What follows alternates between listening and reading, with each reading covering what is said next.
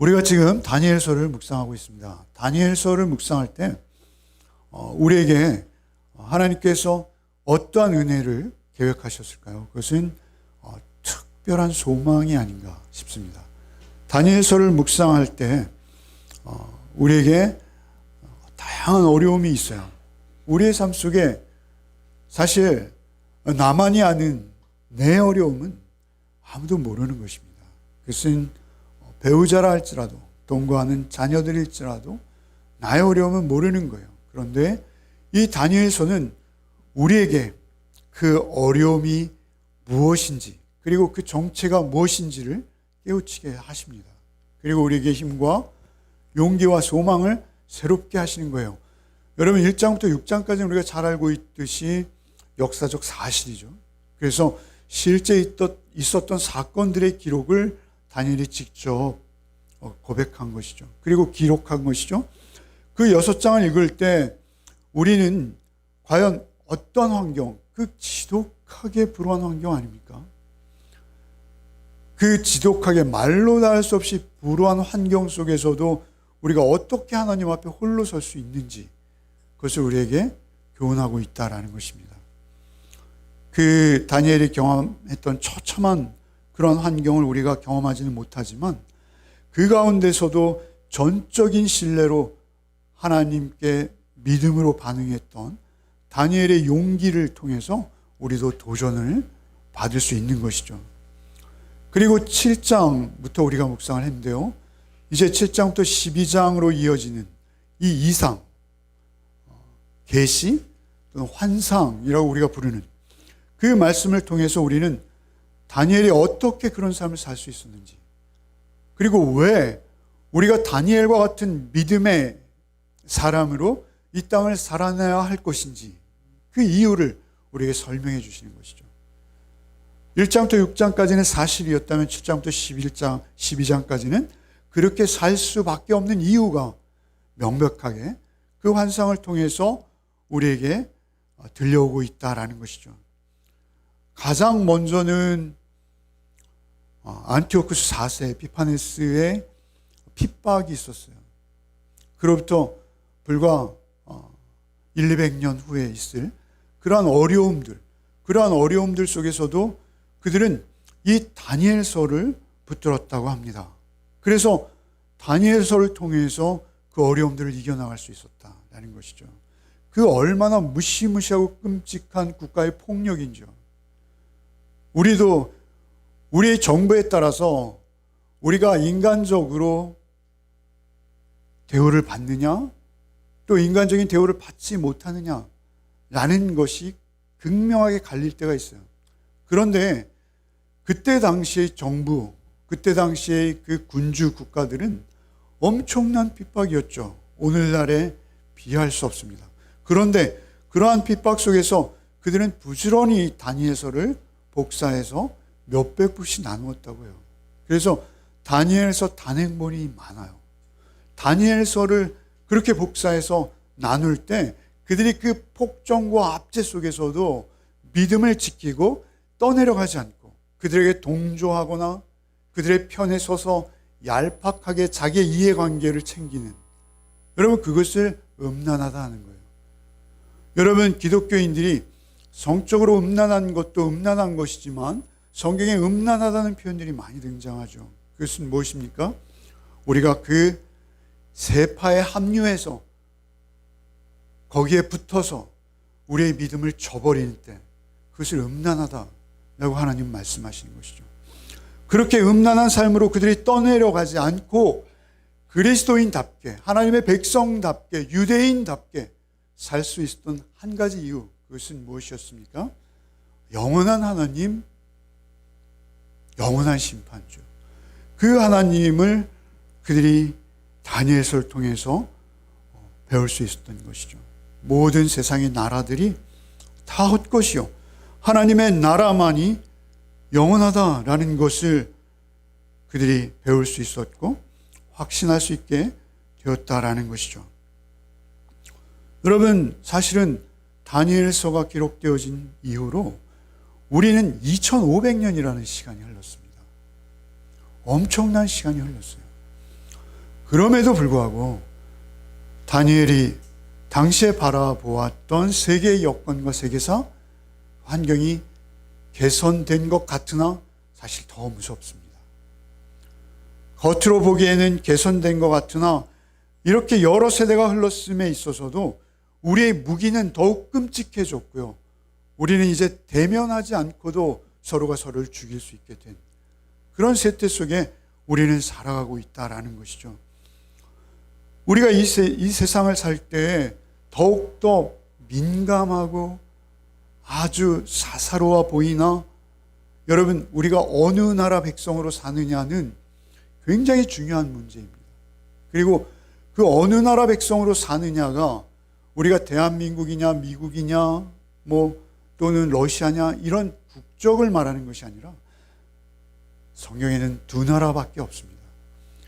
그럴 때 우리가 과연 어느 나라의 백성으로 사느냐라는 것이 우리의 생명을 가르는 문제이기 때문에 우리가 여권의 색깔이 무엇이냐보다 훨 중요하다라는 것이죠.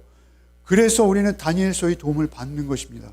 우리는 세상을 살면서 도대체 내가 왜 이렇게 살아야 돼? 이런 의문이 있을 때가 많이 있습니다. 내가 왜 이렇게 답답하게 살아야 돼? 내가 왜 하나님의 공의와 사랑을 의식해야 돼? 왜 좀 나는 나대로 살면 안 돼? 세상 사람들은 다 저렇게 살아가는데, 세상 사람들은 다 성경도 없고 하나님도 없고 양심도 없고 아무 양심의 가책도 없이 저렇게 잘 먹고 잘 살며 하하호호 살아가고 있는데 왜 나는 이렇게 살아야 돼? 이런 생각 들 때가 있어요. 여러분, 우리도 2500년의 세월이 흘렀음에도 불구하고 우리도 하나님 안 계신 것처럼 살고 싶어지는 유혹이 우리에게도 찾아올 때가 있다라는 것입니다. 하나님 앞에서 진실되게 살면 살수록, 아니 진실되게 살려고 하면 할수록 우리는 내 죄가 보입니다. 그리고 우리는 또 어려워져요. 삶이 거칠어집니다. 그런데도 불구하고 우리가 하나님의 백성으로 살아야 한다라는 것은 큰 짐일 수도 있어요. 마치 용광로 속에 나 홀로 있는 것 같을 수도 있고요. 마치 남은 홀로 사자굴에 아침이면 던져져야 될 것 같은 그러한 느낌으로 밤을 새울 때도 있습니다. 그러한 우리들이 다니엘서를 통해서 용기를 새롭게 할 수 있는 것이죠. 우리는 소망을 찾을 수 있는 것입니다. 오히려 우리가 그렇게 세상과 괴리되어지고 나 홀로 있는 것 같은 그러한 느낌을 여러분 받으신다면요, 여러분 그것은 사실은 감사의 조건입니다. 여러분 그것은 여러분이 하나님 앞에 특별히 감사해야 될 일이에요. 우리가 다니엘서를 지금 묵상하고 있고 또 오늘 본문을 묵상할 테지만 잔뜩 이상해 보이는 본문들이에요. 그렇지 않습니까? 바다가 있고 그 바다 가운데 네 군데로부터 바람이 불고 그 바람에 의해서 바다로부터 무시무시하게 괴상하게 생긴, 그려낼 수도 없고 상상할 수도 없는 그러한 짐승들이 네 마리가 올라오는 것이죠. 이러한 말씀들이 무엇을 의미하는지 우리는 눈여겨보아야 합니다. 사실 이것은 그때 당시에 다니엘 이후에 펼쳐질 세계사 가운데 구체적으로 적용이 가능한 것들이기도 해요. 그리고 8장에서는 그것을 각 나라에 비유하고도 있어요. 그러나 여러분, 이것은 오고 오는 세대의 이 땅 가운데 명멸하는 많은 강대국들이요 나라들인 것입니다. 그래서 이것을 특별히 8장은 본문이 그 나라를 대입시키고 있습니다만 7장의 네 나라는 공교롭게도 그 본문이 대입하는 나라와 굉장히 맞아떨어지는 내용, 상징들이 너무 많아요. 그런데 그것들은 여러분 나누어드린 주석에서 확인하실 수 있어요. 우리가 중요한 것, 여기서 놓치지 말아야 하는 것이 있어요. 그것은 무엇입니까? 이 나라들의 행태예요. 그런데 이러한 나라들의 행태는 오늘도 있었고 내일도 있을 거예요. 계속될 거예요. 여러분, 그것이 바벨론이든 메대와 바사이든 헬라이든 로마이든 그러한 나라들은 이 땅에 계속되어진다라는 것이죠. 첫째 나라로 대변되는 짐승은 무엇입니까? 사자이죠. 사자의 모양을 했는데 뭐가 있다고요? 독수리 날개를 가졌답니다. 그런데 또 사람처럼 두 발로 설 수도 있다고 해요. 그리고 일부는 짐승의 마음만이 아닌 사람의 마음도 가졌다고 해요. 여러분, 예레미야서에서 바벨론의 정복자 느부갓네살을 사자와 독수리로 비유하고 있습니다. 이러한 근거들은 너무나 많아요. 그런데 이 첫째 나라에서 우리가 눈여겨볼 것은 그의 야수성입니다. 짐승 같은 탐욕입니다. 야수성. 그런데 놀랍게 그 야수성 속에는 인간성도 가지고 있어요. 그래서 계시록에 보면 적그리스도의 모습은 어떤 모습이냐면요, 예수를 뺏어 닮은 모습이에요. 여러분, 이 나라의 중요한 것은 이러한 양면성을 모두 가지고 있다는 것이죠. 여러분, 세계사에서 세계를 정복했던 나라들, 알렉산더, 헬라, 그리스 문명을 얼마나 많이 전했습니까? 여러분, 몽고의 징기스칸이 참으로 악랄했죠. 그럼에도 불구하고 동서양의 물꼬를 트기 시작한 것은 그 전쟁으로 인해서였습니다. 여러분, 이러한 어떤 문명의 교류, 그리고 그 교류가 세계사에 공헌하는 이러한 일들이 그들 가운데도 존재한다라는 것입니다. 그들 가운데도 있을 수 있다는 것입니다. 그런데 그러한 인간적인 면이 아무리 그들에게 있다 하더라도 그들은 짐승이라는 거예요. 변함없는 짐승이라는 거예요. 그들의 야만성과 폭력, 그 악마적인 습성, 그것은 어쩔 수 없다는 거예요. 왜 그렇습니까? 그러한 자들이 모이기에 그렇습니다. 나라는 결국 국민입니다. 여러분, 둘째 짐승은 어떻습니까? 곰을 닮았죠. 곰이 입 사이에 새 갈빗대를 물고 있어요. 그리고 그들을 향해서 누군가가 끊임없이 일어나, 더 고기를 먹어봐, 막 이러는 거예요. 더 많은 고기를 먹어라 라고 명령하는 주체가 있어요. 사단적이요, 악마적인 것이죠. 그러나 사실은 그것에 협조하는 국민들이 있는 거예요. 그 백성들이 전쟁에 참여하는 것이요, 전쟁을 일으키는 것이요, 그 전쟁으로 인해서 더 많은 고기를 먹어봐, 더 많은 고기를 섭취해야 돼. 그래서 전쟁이 있는 거예요.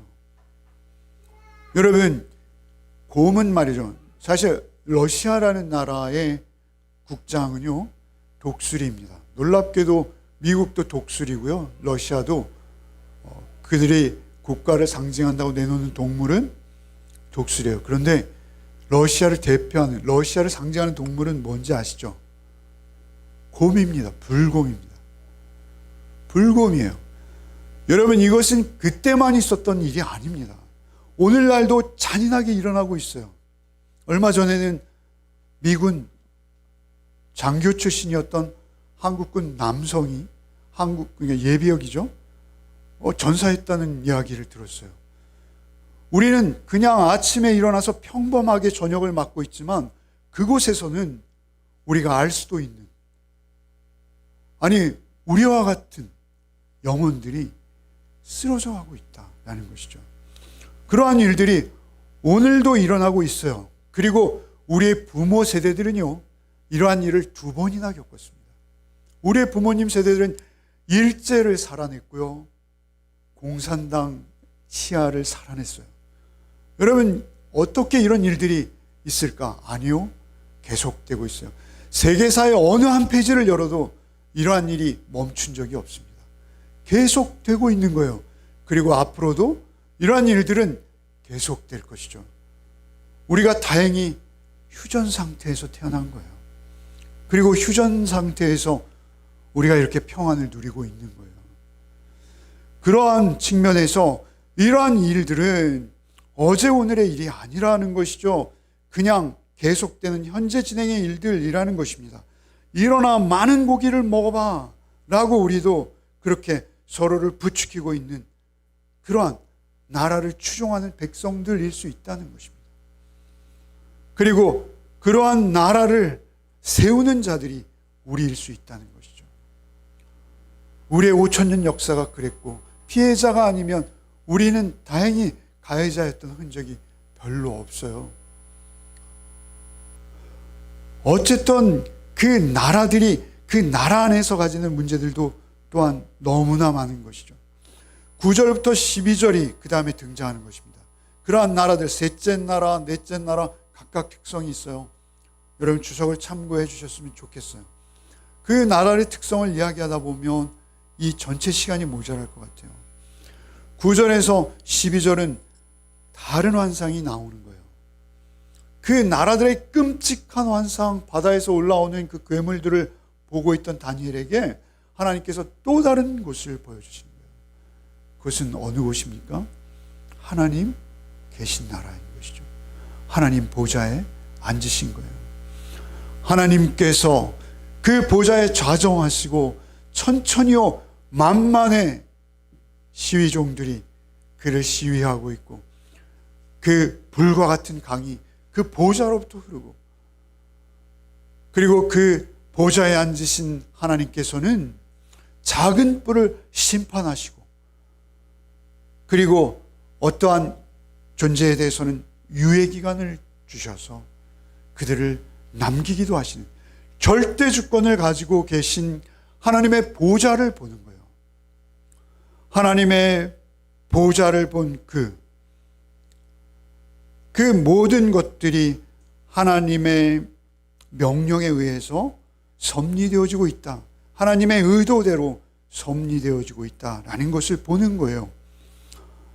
이 땅에서는 그 악마적인 권력자들이 천인공노할 짓들을 벌이고 있음에도 불구하고 하나님의 보좌에서는 하나님의 심판이 끊임없이 계속되고 있는 거예요. 뿐만 아니라 그 앞에는 무엇이 펼쳐져 있어요? 생명책이 펼쳐져 있어요. 그래서 그 생명책에는 그들의 모든 행실이 낱낱이 기록되어지고 있다는 것이죠. 하나님께서 심판하실 때는 반드시 그 기록과 그들의 행적을 통해서 심판하신다라고 말씀하시는 거예요. 그런데 이 놀라운 환상을 보던 그 다니엘에게 셋째 환상이 다가오는 거예요. 그것은 무엇입니까? 인자 같은 이를 보는 거예요. 인자 같은 이. 여러분 그것이 우리의 모든 믿음의 핵심입니다. 그 인자 같은 이가 어떤 모습인지 우리 13절 14절을 본문 중에 유일하게 다시 한번 읽어보겠습니다. 내가 또 밤 환상 중에 보니 인자 같은 이가 하늘 구름을 타고 와서 옛적부터 항상 계신 이에게 나아가 그 앞으로 인도되매 그에게 권세와 영광과 나라를 주고 모든 백성과 나라들과 다른 언어를 말하는 모든 자들이 그를 섬기게 하였으니 그의 권세는 소멸되지 아니하는 영원한 권세요 그의 나라는 멸망하지 아니할 것이니라. 법정을 계속해서 보고 있는데 갑자기 장면이 바뀌며 인자 같은 이가 하늘 구름을 타고 오시는 거예요. 여러분 구름은요 성경에서 신비한 존재입니다. 여러분 구름은 늘 하나님의 임재 가운데 드러나는 현상이기도 해요. 여러분 우리가 성막을 지었을 때나 성전을 건축했을 때나 또는 그들이 광야에서 구름 기둥을 경험하죠. 하나님께서 오실 때 그리고 오셨을 때 그 구름을 타고 오시는 인자 같으니라고 하시죠. 인자가 아니에요.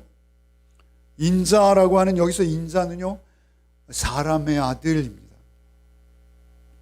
근데 이것이 말이죠 그냥 사람의 아들 하면 영어 번역에서는 이게 구분이 되는데요. 영어 번역에서는 Son of God 하면 그게 그냥 어가 뭐죠? 그게 그냥 일반적인 대명사잖아요. 이 관계사잖아요. 그래서 그냥 사람의 아들은 아무나 되는 거예요. 그런데 영어 성경에서는 이것을 The Son of God 이렇게 번역합니다. 지적하시는 거예요. 그 사람의 아들 하나. 그런데 한 분인 거예요. only 그분 한 분. 대표 단수가 아닌 그분 한 분이신 거예요. 그런데 그 The Son of God인데 같은 이래요. 또 그냥 인자로 하지 않으시고 같은 이래요. 신비한 거예요. 사람의 아들 같으나 사람의 아들이 아니실 수도 있는 분. 다니엘의 표현대로 하면 그 표현이 다니엘이 할 수 있는 가장 적절한 표현인 거예요. 그런데 놀랍게도 예수께서는 이 땅에 오셔서 자신을 인자라고 하세요. 여러분, 예수께서는 자신을 그리스도라 하지 않으세요. 메시아라 하지 않으세요. 나는 메시아야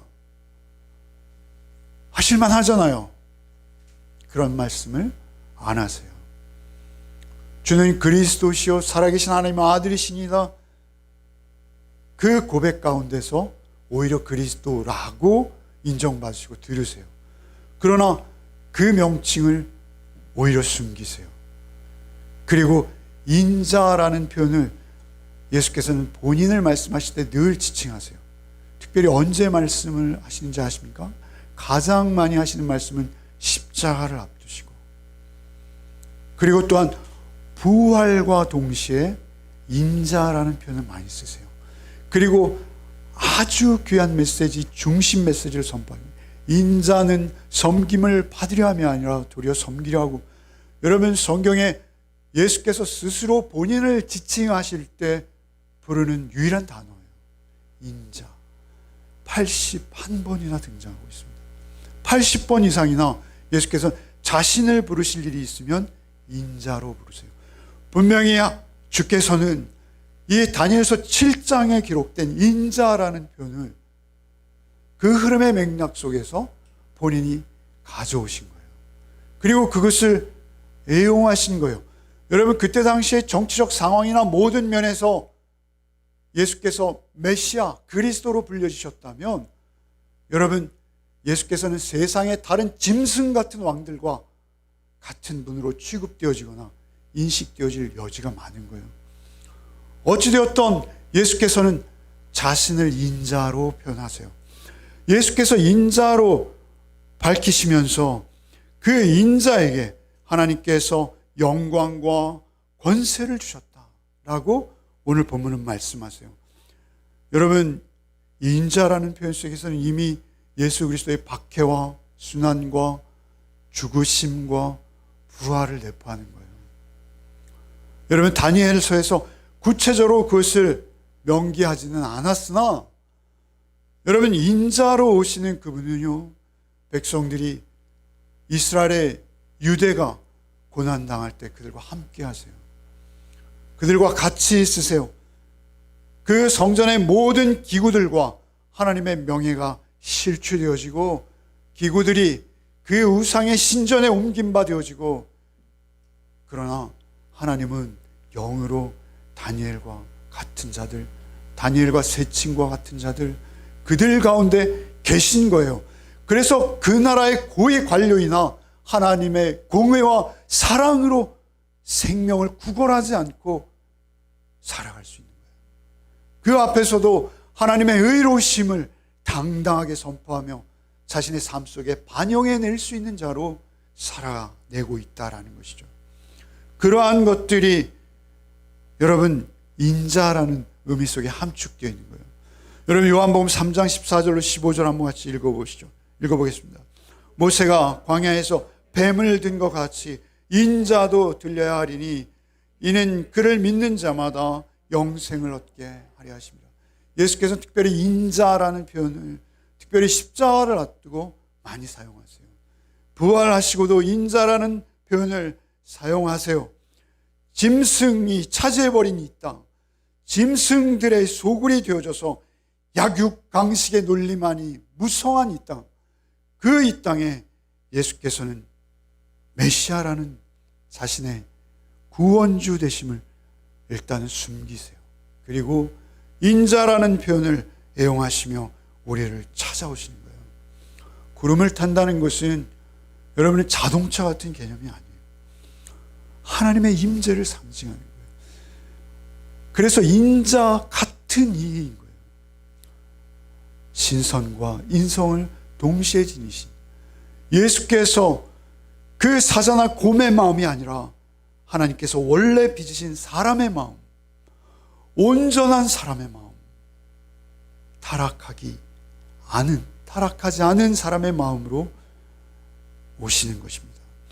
그래서 이 땅에 권세와 영광과 나라를 하나님께서 모두 그분에게 주셨다라는 거예요. 여러분 14절 한번 다시 읽어봅시다. 14절 읽겠습니다. 그에게 권세와 영광과 나라를 주고 모든 백성과 나라들과 다른 언어를 말하는 모든 자들이 그를 섬기게 하셨으니 그의 권세는 소멸되지 아니하는 영원한 권세요 그의 나라는 멸망하지 아니할 것이니라. 그 인자 같은 이에게 하나님께서는 모든 권세와 영광과 나라를 줘요. 근데 그 나라는 이제는 이방이다 유대다 구분이 없어요. 모든 다른 언어를 말하는 나라들. 여러분 우리가 다른 나라의 언어를 몰라도 돼요. 그냥 우리 언어로 예수 그리스도를 만나고 경험한 자들, 그 인자를 아는 자들, 인자를 쫓아 사는 자들, 인자를 자신의 최고의 가치와 생명으로 여기며 살아가는 자들, 그들을 모으신대요. 그들을 그분이 직접 모으신대요. 모으시고 그 권세는 소멸되지 않고 영원한 권세요. 그 나라는 이 땅의 모든 나라는 명멸했지만 그 나라만큼은 영원하실 것이다 라고 하나님께서 선언하시는 거예요. 여러분 그 나라는요, 여러분 어떤 나라가 될 수 있을지 모르겠어요. 여러분 그 백성이 사는 나라가 그 나라일 것이죠. 확실히 그런 거예요. 교회라는 모습을 가졌으나 그 백성이 살지 않으면 그 나라는 아닌 것입니다. 여러분 그 나라가 아무리 기독교 국가를 표방하며 국기에 십자가를 걸었다 하더라도 그 안에 예수께서 계시지 않으면, 인자가 계시지 않으면 그것은 그 나라가 아닙니다. 어찌됐든 우리 가슴에 그 나라를 품고 짐승의 나라는 심판받아 없어질 것이요 오직 하나님의 나라만 영원함을 알고 그 나라의 법칙을 따라, 그 나라의 윤리를 따라, 그 나라의 가치를 따라 살아가는 자들이 있다라는 거예요. 그러한 자들을 하나님께서는 하나님의 백성이라고 부르시는 거예요. 여러분 다니엘이 보았던 그 나라는 요한에게도 보입니다. 여러분 요한도 통일한 나라를 보고 있죠. 우리 한번 확인해 보죠. 계시록 13장 1절로 10절을 여러분이 한번 읽겠습니다. 시작.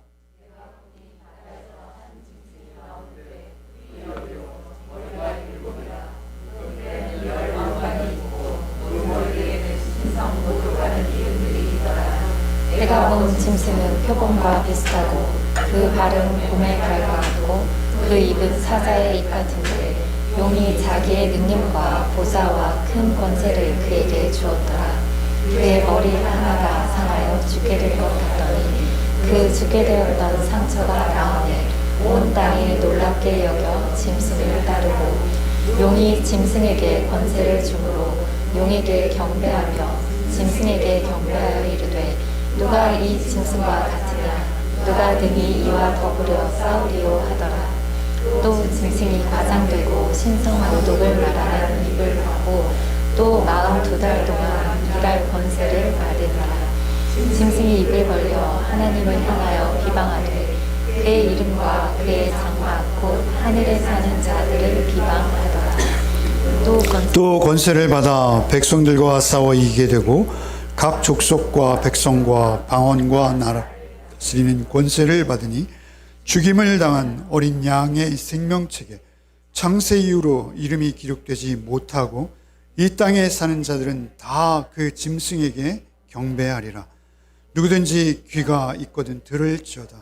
사로잡힐 자는 사로잡혀 갈 것이요 칼에 죽을 자는 마땅히 칼에 죽을 것이니 성도들의 인내와 믿음이 여기 있느니라. 여러분, 놀라운 것은요, 여기 4절에 보십시오. 3절에 보십시오. 그의 머리 하나가 상하여 죽게 된 것 같더니 그 죽게 되었던 상처가 나음에 온 땅이 놀랍게 여겨 짐승을 따르고. 여기서 예수님을 흉내내는 것입니다. 여러분, 그들도 어려움을 겪어요. 그리고 인간적인 면이 있어요. 상처가 나음에 온 땅이 놀랍게 여겨 짐승을 따르고 용이 짐승에게 권세를 주므로 용에게 경배하며 짐승에게 경배하이르되 누가 이 짐승 같으냐? 누가 능히 이와 더불어 싸우리요? 이것은 하나님께서 받으신 찬사였어요. 그런데 그 하나님께서 받으실 찬사를 이 용이 권세를 준 그 짐승에게 하고 있다라는 것이죠. 여러분, 우리가 이렇게 될 수 있어요. 오늘날 우리가 교회라 하면서 우리의 삶은, 우리의 고백은 짐승을 향할 수 있다는 거예요. 5절에 또 짐승이 과장되고 신성모독을 말하는 입을 받고, 신성모독하죠. 가장 큰 모독입니다. 또 42달 동안 일할 권세. 42달은 한때 두때 세때 이것입니다. 이것이 의미하는 바는 하나예요. 이것만 하시면 돼요. 정해진 기간이 있다는 것입니다. 7년은 완전한 기간이에요. 그런데 그 반때죠. 3년 반이고 여기서는 42달입니다. 그런데 이 인정된 하나님께서 정해놓은 그 시간만 그들이 활동할 수 있는 거예요. 8절에 죽임당한 어린 양의 생명책에 창세후로 이름이 기록되지 못하고 이 땅에 사는 자는 다 그 짐승을 경배하게 될 것이다. 그들도 경배하는 대상이 있다는 것이죠. 그리고 그 경배하는 대상을 쫓아서 사로잡혀 갈 것이다 라고 말씀하시는 것이죠. 거기에 생명책이 놓여 있는 것이죠. 여러분, 이것은 다니엘이 보았고요, 그리고 조금 더 발전된 모습으로 요한 사도가 보았어요. 그래서 다니엘서가 요한계시록에 그대로 반복되는 듯한 모습으로 기록되어 있는데 더욱 발전된 모습이에요. 우리가 어떤 함정이 우리를 기다리고 있는 것까지 보여주시는 거예요. 그런가 하면 여러분, 바울사도도 보십니다. 바울사도께서는 데살로니가 후서에 기록하셨어요. 데살로니가 후서 1장 6절로 9절을 우리가 한번 읽어보겠습니다. 너희로 환난을 받게 하는 자들에게는 환난으로 갚으시고 환난을 받는 너희에게는 우리와 함께 안식으로 갚으시는 것이 하나님의 공의이시니 주 예수께서 자기의 능력의 천사들과 함께 하늘로부터 불꽃 가운데 나타나실 때 하나님을 모르는 자들과 우리 주 예수 그리스도의 복음에 복종하지 않는 자들에게 형벌을 내리시니 이런 자들은 주의 얼굴과 그의 힘의 영광을 떠나 영원한 멸망의 형벌을 받으리로다. 하나님을 모르는 자들도요, 그런가 하면 복음에 복종하지 않는 자들, 복음을 들었음에도 거짓 복음에 끌려갈 수 있다는 것입니다. 복음에 복종하지 않는 자들, 환난 당하게 한 자는 환난으로 갚으시고 환난 받는 너에게는 안식으로 갚으시는 것이 하나님의 공의이니라. 공의. 그 안식을 우리에게 주시기 위해서 인자가 오시는 거예요. 그리고 그 인자를 통해서 우리는 이 세상 끝에 역전되어질 그날을 바라보고 있는 거예요. 우리도 그 이상을 받은 거예요. 우리도 그 비전을 보는 거예요. 우리도 그 되어질 날들을 지금 여기서 바라볼 수 있는 거예요. 그리고 바라보기에 우리는 그날을 기대하며 우리가 하나님의 백성으로 살기 위한 대가를 넉넉히 지불하게 하시는 거예요. 그래서 용광로에도 들어갈 수 있고 사자굴에도 자처해서 내가 피해갈 수 있음에도 능히 피하지 아니하고 그 길로 가는 것이죠. 그것이 그리스도인이다 라고 말씀하시는 것이죠. 그러한 자들을 히브리서에서는 감당 못할 자들이라고 말씀하시죠. 누명을 뒤집어쓰고 양과 염소의 가죽을 둘러쓰고 광야를 유리 방황하는 집도 없는 거린들, 그들을 향해서 하나님께서는 내 백성이라고 하시는 거예요. 믿음의 사람이라고 칭찬하시는 거예요. 여러분, 마태복음 24장 29절 31절 한번 읽겠습니다. 그날 환란 후에 즉시 해가 어두워지며 달이 빛을 내지 아니하며 별들이 하늘에서 떨어지며 하늘의 권능들이 흔들리리라. 그때 인자의 징조가 하늘에서 보이겠고 그때 땅의 모든 족속들이 통곡하며 그들이 인자가 구름을 타고 능력과 큰 영광으로 오는 것을 보리라. 예수께서 가장 그 인자라는 말씀, 그 스스로의 지칭하는 용어를 자신의 입으로 말씀하실 때는 십자가와 부활을 앞두고 있습니다. 그렇게 31절 제가 안 읽었나요? 읽겠습니다. 그가 큰 나팔 소리와 함께 천사들을 보내리니 그들이 그의 택하신 자들을 하늘 이 끝에서 저 끝까지 사방에서 모으리라. 그때 우리를 모으시는 거예요. 죄의 열매를 곳간에 들이시기 위해서 흩어져 있는 우리를 모으시겠다. 마가복음 13장 26절 읽어봅시다. 그때 인자가 구름을 타고 큰 권능과 영광으로 오는 것을 사람들이 보여요. 예수께서는 그 다니엘 7장의 인자가 본인이신 것을 강조하시는 거예요. 메시아 그리스도라 하지 아니하시고 인자라 하시는 거예요. 인자가 구름을 타고 큰 권능과 영광, 하나님께서 주신 권능과 영광으로 오는 것을 보게 될 것이다. 누가복음 21장 27절 읽어봅시다. 그때 사람들이 인자가 구름을 타고 능력과 큰 영광으로 오는 것을 보리라. 이 말씀은 분명히 하신 말씀이요, 이 말씀을 믿고 사는 것이 우리의 믿음인 것입니다. 마라나타, 주 예수 오시옵소서. 이 믿음으로 우리가 늘 인자와 함께하는 삶, 그 하늘의 권세와 하늘의 영광을 사모하며 사는 삶, 그것이 그리스도인이 사는 삶이 되어야 할 줄 믿습니다. 여러분, 그 주께서 오실 때 사내들인 공회에서 곱게 차린 옷을 차려입고 재판을 하던 그들도 주님을 볼 것입니다. 여러분, 그 재판은 다 무효가 될 것입니다. 그 재판관들, 그들도 권능의 우편에서 하늘 구름을 타고 오는 예수 그리스도를 그 눈으로 보게 될 것입니다. 곧 보게 될 것입니다. 여러분, 그것을 믿는 것이 우리의 믿음인 것입니다. 반대편에, 그러나 오늘 14절에 뭐라 하십니까?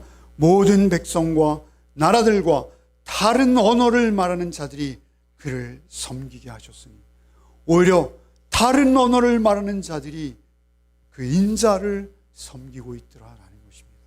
놀랍게도 다니엘을 통해서 그 예언을 주신 것이죠. 오늘은 우리의 추수감사절입니다.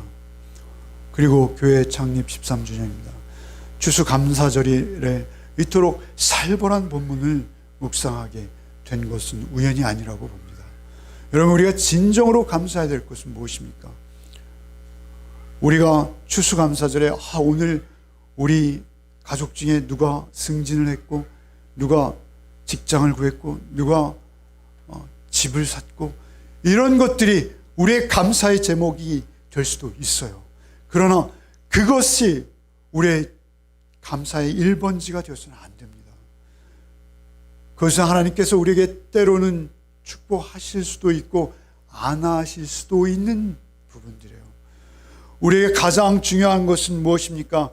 내가 그 인자를 만났고 그 인자를 쫓고 있어서 그 인자를 섬기기 위해서라면 풀무불도 마다하지 아니할 것이요 사자굴이라도 던져지리라 라고 살아갈 수 있는 태도, 그리고 그러한 믿음을 주신 것에 우리는 감사해야 될 줄 믿습니다.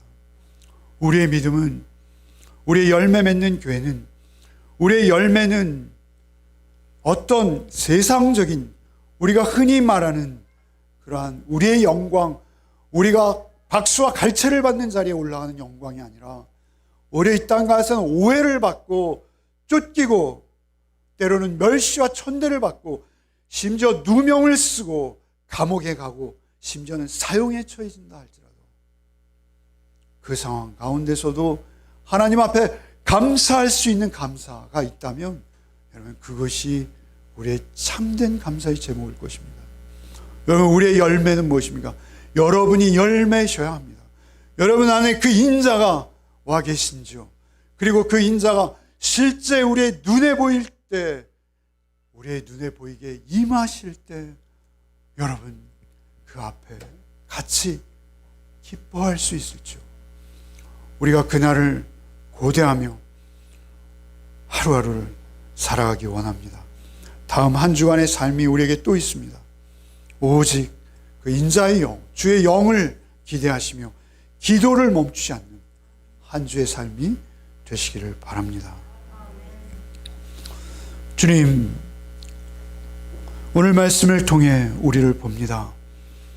참으로 내가 그 인자 같은 이가 하늘 구름을 타고 오실 때, 참으로 그 영원한 권세와 영광과 나라를 가지고 오실 때 제가 그 앞에 감사함으로 설 수 있는지요? 우리는 우리 각자를 바라보며 오직 그 인자 되신 예수 그리스도만을 우리 가슴에 품고 주께서 세우실 영원한 나라를 사모하며 우리의 삶을 살아가는 복이 우리에게 있게 하여 주옵소서. 오직 우리의 영원한 가치가 하나님의 공의와 사랑임을 이 주도 잊지 않게 하여 주옵소서. 예수 그리스도의 이름 받들어 감사하며 기도하옵나이다. 아멘.